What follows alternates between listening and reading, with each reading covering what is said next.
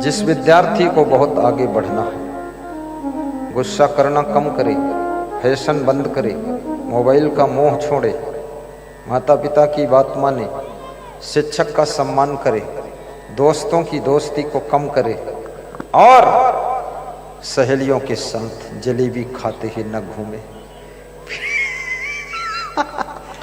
फिर वो भजन मत गाओ टपकी जाए जलेबी रस की, झुम झुम का गिरा रे भागलपुर की बाजार में, ये सब गाना बंद करो। विद्यार्थी का जीवन एक साधना का जीवन होता है। जैसे साधु मोक्ष को प्राप्त करने के लिए सब तरफ से मन के तारों को तोड़ करके गुरु के चरणों में नाता जोड़ करके सारी बुराइयों को छोड़ करके अपने मन को संसार से मोड़ करके बस साधना में डूब जाता है, फिर उसको मोक्ष की प्राप्ति होती है। ऐसे विद्यार्थी जब अपने विद्या अध्ययन में डूब जाता है तब उसे लक्ष्य की प्राप्ति होती है, लक्ष्य की प्राप्ति। बोलिए सद्गुरुदेव की जय। अपनी मां से जिद मत करो, गुस्सा मत करो। मां कभी थप्पड़ मार दे तो समझ लेना बर्फी का एक पीस मिला है, स्वीकार कीजिए। पिता कभी डांट दे तो समझ लेना ये लड्डू मिला है खाने को। हमारे आश्रम के छोटे गुरु हमारे बहुत टाइट रहते थे और सबसे ज्यादा वो हम पर ही टाइट रहते थे। तो हमने कहा ये सब चेलों को क्यों नहीं संभालते, हमारे पीछे क्यों पड़े। बोले ये सब गधे हैं, ये कभी घोड़े नहीं बनेंगे। तो हमने कहा मैं, बोले तुम महान पुरुष बनोगे इसलिए तुम पर ध्यान देता हूँ, गधों में क्या फायदा। तुमने गधे कैसे, ही तो आदमी दिख रहे हैं। अरे बोले इनको डांटने से कोई फायदा नहीं। बोले सोना को आग में गुजारा जाता है तो कंचन बन जाता है, लेकिन प्लास्टिक को गुजार तो जलकर राख हो जाएगी, कुछ नहीं। बोले ये नहीं सह पाएंगे, तुम अगर मेरी बात को सह लोगे तो एक दिन देखना। गुरु की बात को, गुरु के शासन प्रशासन अनुशासन, माता पिता के अनुशासन को जो बच्चा सह लेता है वो एक दिन अपने माँ बाप से भी और अधिक महान बनता है, और अधिक महान बनता है।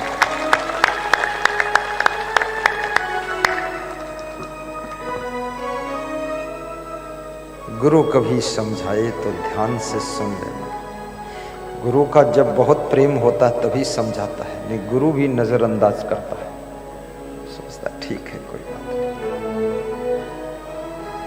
याद रखना जिस लोहे पर लोहार हथौड़ी मार देता है वही लोहा हंसिया खुरपा कोदाल फावड़ा बन जाता है, और जिस लोहे को लोहार छूता ही नहीं है वो लोहा जंग खाकर मूर्छा खाकर खत्म हो जाता है। इसलिए माता पिता की डांट फटकार हथौड़ी का काम करती है। कुछ बनना है तो ये सीखना पड़ेगा। एक मूर्तिकार जा रहा था, जंगल से पहाड़ से गुजरा तो एक पत्थर की चट्टान देखा, उससे रहा ना गया, बैठ गया, अपने थैले से हथौड़ी छेनी निकाला और एक चट्टान पर हथौड़ी चलाने के लिए तैयारी किया। चट्टान से आवाज आई, खबरदार हथौड़ी मत मार देना, छेनी मत चला देना, आगे बढ़ो, छूना मत। आगे बढ़ गया।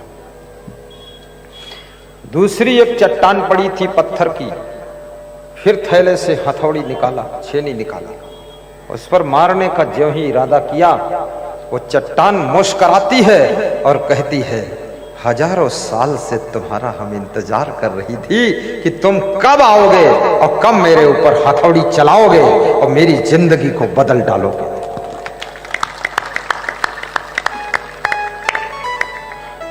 हथौड़ी छेनी चलाया और हनुमान जी की मूर्ति बना दिया। बड़ी मूर्ति थी,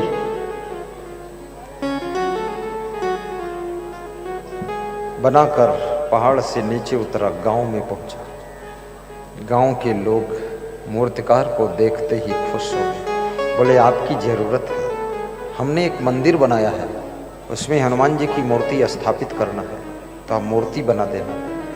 तो मूर्तिकार हंसा और बोला कि मैं आज ही मूर्ति बनाकर पीछे पहाड़ पर छोड़ कर आया हूँ, चलो बैलगाड़ी ले चलो, उसमें लाद के ले आओ।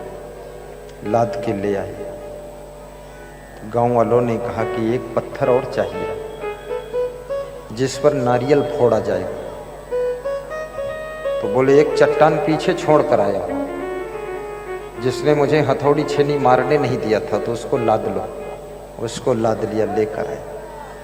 हनुमान जी की मूर्ति मंदिर में स्थापित हो गई, पूजा शुरू हो गई। और दूसरी चट्टान जो है वो गेट के पड़ोस में मंदिर के बाहर रखी गई। जो कोई आता था उस चट्टान पर नारियल फोड़ता था, हनुमान जी को भेंट कर देते थे। एक दिन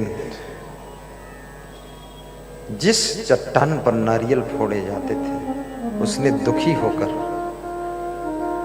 हनुमान जी की मूर्ति से कहा कि हम तुम एक ही पहाड़ की चट्टान हैं, एक साथ में जन्मी है, तुम्हारी पूजा हो रही है और हमारी खोपड़ी पर नारियल फोड़ा जा रहा है, ये मेरी दुर्दशा हो रही है, ऐसा क्यों हो रहा है?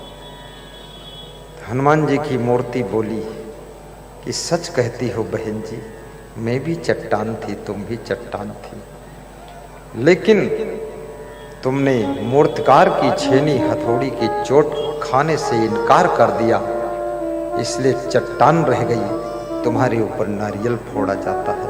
और मैंने मूर्तिकार की हथौड़ी छेनी की चोट खाने के लिए हंस करके स्वीकार किया, तो मैं हनुमान जी की मूर्ति के रूप में बदल गई और मेरी पूजा होती है। जो अनुशासन की, जो कंट्रोल की छेनी हथौड़ी की चोट खाने को तैयार है वो जगत में पूजनीय बन सकता है, वंदनीय बन सकता, महान बन सकता। बोलिए सदगुरुदेव की जय। गोला गोकर्ण नाथ के इंग्लिश टीचर, नाम नहीं लूंगा, हो सकता वो भी प्रवचन सुनते हो, प्रेमी हैं हमारे। मैंने उनसे पूछा, शिक्षक जी आपने जिसको पढ़ाया वो इंग्लिश का विद्वान बन गया, पर आपका लड़का तो भोंदू जैसा लग रहा है। बोले एक ही बार हथौड़ा चलाया गुरुजी, ये भाग गया तो 6 महीना आया ही नहीं। एक ही बार इस पर बेंत चला, भाग गया, 6 महीने घर से गायब हो गया। तो ये मूर्ख रह गया, पढ़ ही नहीं पाया। बोले दूसरों के लड़के पढ़कर सब कलेक्टर हो गए, हमारे पढ़ाई हमारा लड़का पूरा गधा ही निकला, क्योंकि वो मेरे अनुशासन में टिका ही नहीं। जब वो भाग गया तो उसकी माँ रोती थी रोज कि लड़के को तुमने भगा दिया, इतना क्यों मारा, अब मत मारना, पढ़े चाहे न पढ़े, बैल ही रहे पर घर में रहने दो। तब से मैंने उसको पढ़ाया नहीं, मारा नहीं, तो बैल रहता है ना। तो हमने कहा छोटा वाला, बोले छोटा वाला भी छोटा बैल है, सब दोनों एक से।